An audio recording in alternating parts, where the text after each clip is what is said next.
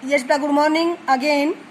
And in your second video, I am going to read your chapter line to line. So clear the meaning of words and the sense of the lines.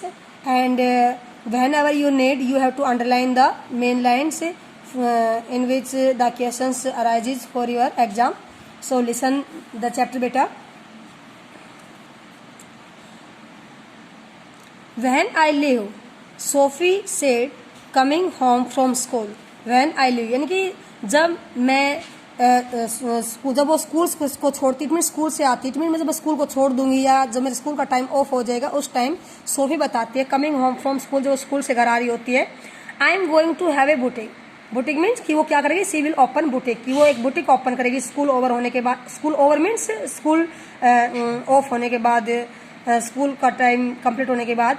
जानसी linking arms का मतलब उसका जो उसकी arms को, उसके हाथ को पकड़ रखा था. जानसी उसकी फ्रेंड है.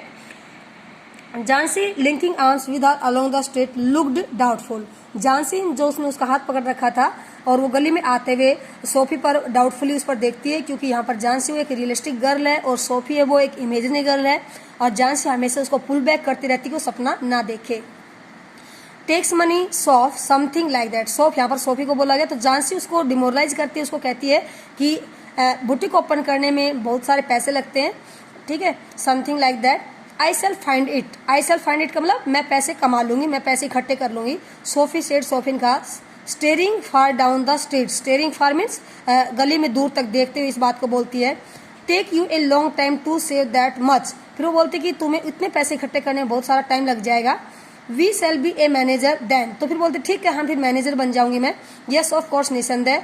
टू बिगिन विद, मैं मैनेजर से अपना करियर स्टार्ट करूंगी.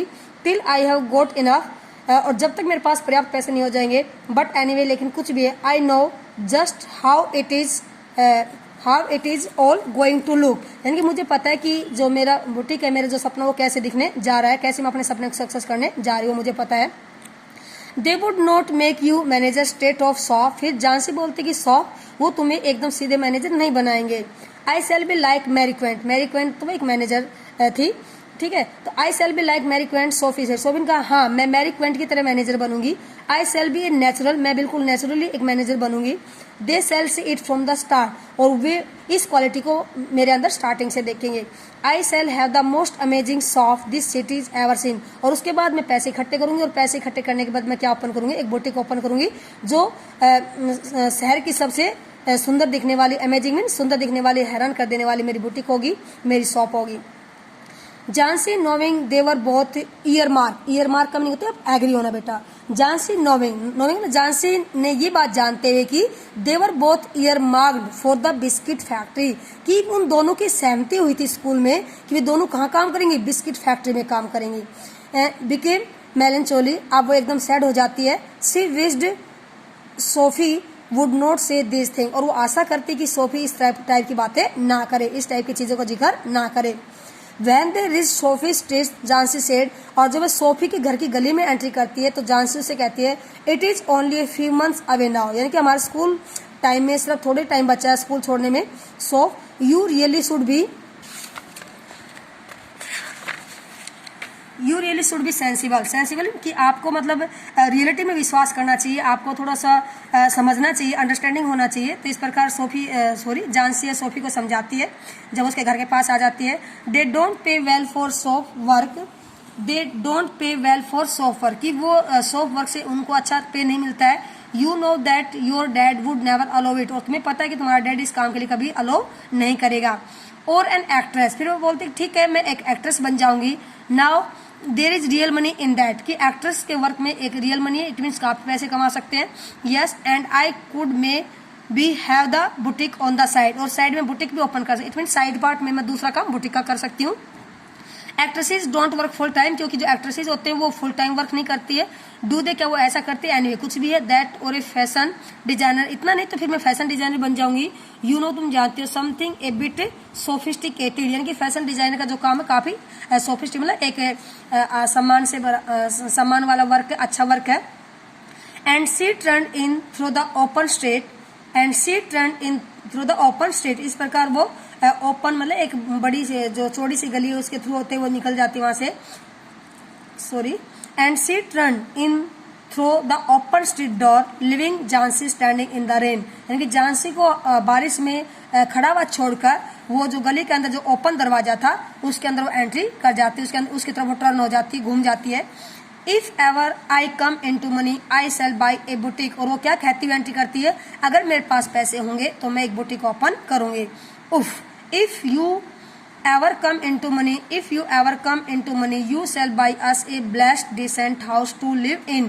ये उसका फादर बोल रहा है बेटा. यहाँ पर स्पीकर कौन हो गया, फादर हो जाता है. आपको पहले बताया था, आपने हर लाइन का ध्यान रखना पड़ेगा, कौन बोल रहा है, किसको बोला जा रहा है. If you ever come into money, अगर तुम्हारे पास पैसे हो. If you ever come into money, अगर तुम्हारे पास पैसे हो. You shall buy us a blessed decent house to live in. तो तुम हमारे लिए रहने के लिए क्या खरीद देना, एक सुंदर सा एक अच्छा सा घर खरीद देना. Thank you very much. और हमारे लिए ये बात आपको एक आभारी होगी. सोफीज फादर वो स्कूपी, इनकी बात कौन बोल रहा था, सोफी का फादर बोल रहा था. सोफी के फादर से इस बात को सुना था कि वो पैसा कमाएगी. Sophie's father was scooping. Scooping का मीनिंग होता है घूसना. स्कूपिंग शेफर्ड्स पाई इनटू, शेफर्ड्स पाई मतलब कचौड़ी, इनटू हिज माउथ. यानी कि जब वो देखती है कि जो सोफी का फादर वो अपने माउथ के अंदर अपने मुंह में क्या घुस रहा था, वो कचौड़ी घुस रहा था. As hard as he could go, यानी कि अच्छी बड़ी बड़े जो पार्ट्स थे कचौड़ी को घुस रहा था, जितने मुश्किल से वो अंदर जा सकते उतनी मुश्किल से. हिज प्लम फेस, प्लम मतलब उसका जो फूला हुआ जो फेस था. स्टिल ग्रीमी, ग्रीमी मैला, यानी कि वो मैला दिखाई दे रहा था. एंड स्वीट, उसके फेस के ऊपर क्या थे, पसीने थे. मार्क्ड फ्रॉम द डे, यानी कि दिन की गर्मी की वजह से. See things money grows on tree, don't see that, said little direct. अब ये लाइन कौन बोला, डायरेक्ट उसका भाई बोल रहा है. सॉरी बेटा, उसका भाई बोल रहा है इस लाइन को. स्पीकर कौन है पर, डायरेक्ट है. See things money grows on trees, don't see that. वो कहते पापा वो सोचती है कि पैसे वो पेड़ों पर लगते हैं, पेड़ों पर उगते हैं, कि वो ऐसा नहीं सोचती है. सेड लिटिल डायरेक्ट, ये बात लिटिल डायरेक्ट ने बोली. Hanging on the back of his father chair, यानी कि अपने पापा की चेयर के पीछे लटकते हुए, कि उसको डर था कहीं सोफी उसको मार ना दे, इसलिए पापा की चेयर के पीछे लटकता. बोलता है कि पापा ये ऐसा सोचती है जैसे पैसे पेड़ों पर उगते हैं. देयर मदर साइड, और उसकी बात को सुन उसकी मदर भी क्या करती है, आहत. इट मीन्स जो होल फैमिली है वो उसके इन सपनों से काफ़ी परेशान है. सोफी के बार बार सपने देखने से काफ़ी परेशान है. Sophie watched her back stoop over the sink, यानी कि सोफी ने अपनी मदर को देखा, हर बैक मतलब अपनी मदर के बैक को देखा, स्टूप जो झुकी हुई थी, ओवर द सिंक, सिंक पर. एंड वंडर्ड, और सोफी को बड़ी हैरानी हो रही थी. एट द इनकॉन्ग्रिटी, इनकॉन्ग्रिटी का मीनिंग होता है इम्प्रॉपर वे से, बेढंगे तरीके से. At the incongruity of the delicate board, कि उसकी मदर एक बेढंगे तरीके से कहाँ पर झुकी हुई थी, सिंक के ऊपर झुकी हुई थी, और वो उसको देखकर काफी हैरान होती है. विच फास्टन हर एप्रन स्ट्रिंग, और उस बेढंगे तरीके झुकने की वजह से उसका जो एप्रन था, उसकी जो स्ट्रिंग थी, इसकी जो बद्दी थी, रस्सी थी, वो क्या हो गई थी, फास्ट मीन ओपन हो गई थी. The delicate swimming boy and the crooked bag, यानी कि डेलिकेट स्विमिंग बॉय का मतलब वो एकदम नीचे की तरफ झुकी हुई थी. एंड द क्रूक बैग, और उसकी जो बैग थी एकदम मुड़ी हुई थी. The evening had already blacked in the Windows, evening had already blacked in the Windows, इसका मतलब कि शाम हो चुकी थी, जो शाम विंडोज के थ्रू दिखाई दे रही थी. And the small room was steamy from the stove, और स्टोव की गर्मी की वजह से जो छोटा सा रूम था वो क्या था, काफी उसमें गर्मी हो रखी थी, स्टीमी था. And cluttered with the heavy breathing man in his vest, और उसके अंदर क्लटर्ड मीन भरा हुआ, वो छोटा सा रूम भरा हुआ था, किससे, हैवी ब्रीथिंग, यानी कि उसके पापा की ब्रीथिंग, यानी कि पापा जो लंबी लंबी सांस ले रहा था, उस सांस से उसका वो छोटा सा रूम भरा हुआ था. इन हिज वेस्ट, जिसने बनियान डाल रखी थी.